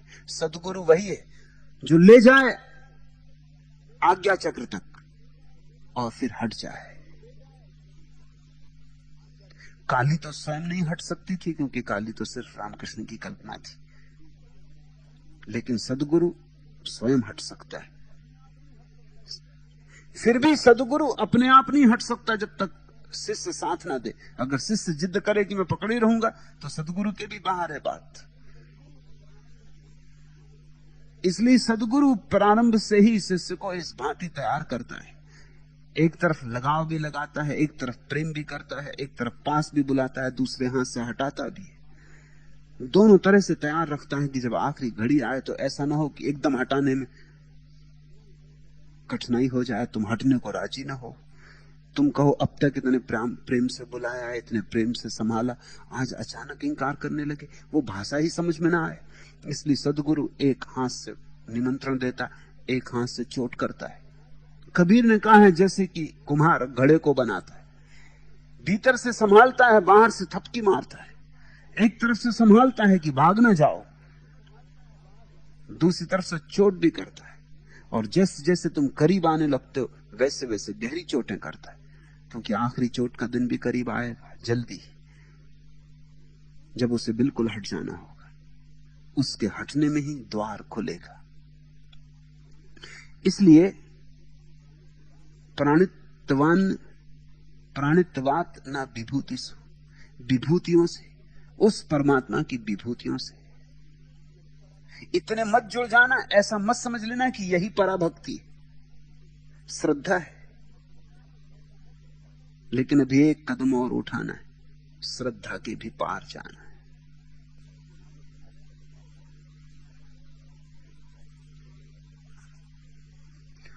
और तुम पार जा सकते हो क्योंकि तुम पार हो।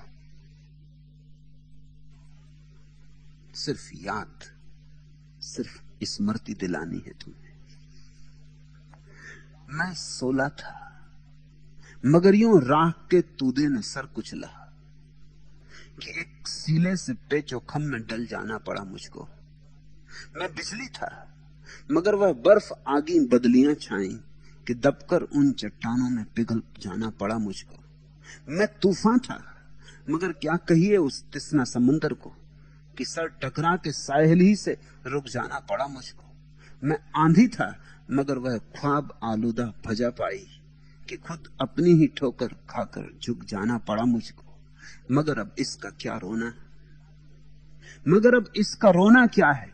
क्या था देखिए क्या हूं मैं, एक ठहरा हुआ सोला हूं, एक सिकड़ी हुई बिजली, असर नस्वो नुमा पर डाल ही देता है गहवारा।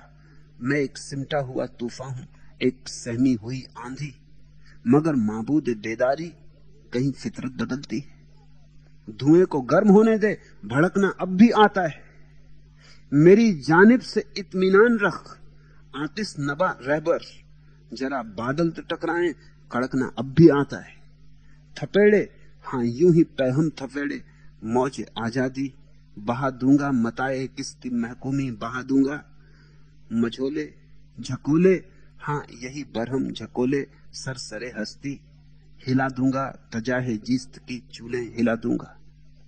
मैं सोला था मगर यूं राख के तूदे ने सर कुचला। मैं तो एक अंगारा था, लेकिन राख का ढेर इस तरह मेरे ऊपर सवार हो गया कि मैं भूल ही गया कि मैं कौन। ऐसी तुम्हारी दशा है। मैं सोला था मगर यूं राख के तूदे ने सर कुचला कि एक सीले से पेचो खम में ढल जाना पड़ा मुझको। मैं बिजली था मगर यह बर्फ आगी बदलियां छाई, ये बर्फीली बदलियां आ गई। मैं तो बिजली था मगर यह बर्फ आगी बदलियां छाई कि दबकर उन चट्टानों में पिघल जाना पड़ा मुझको।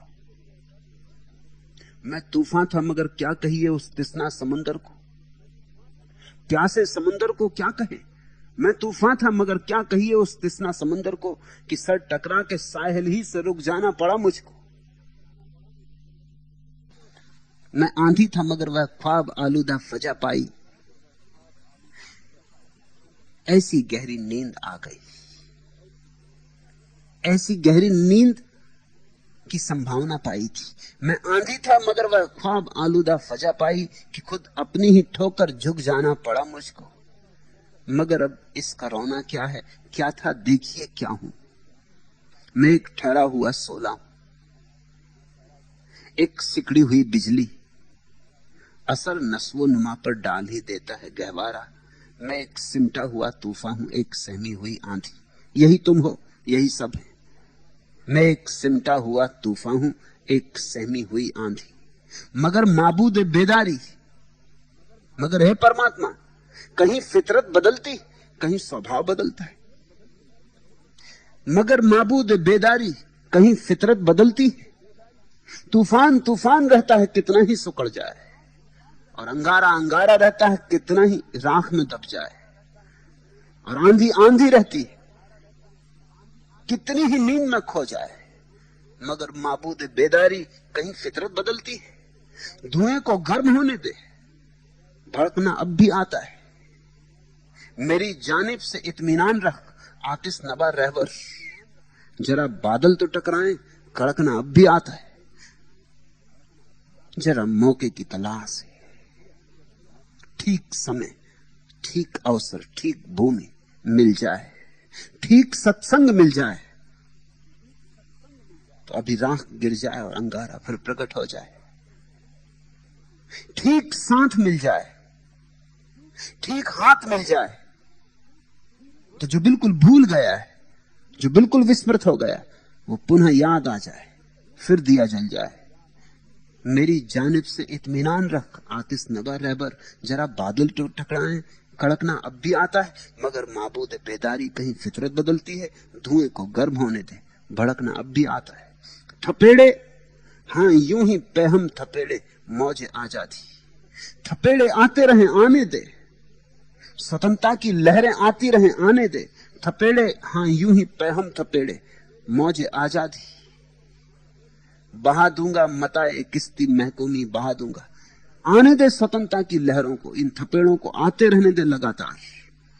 तो ये जो दास्ता की संपदा है, ये जो कूड़ा करकट गुलामी का इकट्ठा हो गया है, बहा दूंगा मताए किस्ती, बहा दूंगा झकोले, हाँ यही बरहम झकोले सरसरे हस्ती, जीवन की ये गर्म हवा आने दे, हिला दूंगा तजाहे जिस्त की चूले, हिला दूंगा जीवन की असंगतियों की जो बुनियाद है उसे हिला दूंगा, हिला दूंगा तजाहे जिस्त की चूले, हिला दूंगा। कुछ बदला नहीं, एक सपने में भला खो गए हो, लेकिन सत्य से वंचित नहीं हो गए हो। नींद भला आ गई है, आंख खुल सकती है, नशा भला छा गया, नशा टूट सकता है, राह गिर गई, राह उड़ सकती है। सत्संग चाहिए, किसी अंगारे का साथ चाहिए जिसकी राह उड़ गई हो। इसलिए सांडिल ने सत्संग की बड़ी महिमा गाई है। जहां चार प्रेमी इकट्ठे होते हो, परमात्मा की बात करते हो, सब छोड़ के वहां बैठ जाना। जहां चार आदमी परमात्मा की प्रशंसा के गीत गाते हो, अपने अनुभव की बात करते हो, रोते हो, रोमांचित होते हो, वहां दूर दूर खड़े मत रह जाना, वहां दर्शक बन के मत बैठे रह जाना, वहां डुबकी लगा लेना, वहां उनके साथ जुड़ जाना, नाचना, गाना, रोमांचित होना। तुम्हारे भीतर जो छिपा है वह भी प्रकट हो सकता है। आज इतना ही। अगर यह वीडियो आपको अच्छी लग रही हो तो वीडियो को लाइक और चैनल को सब्सक्राइब करें।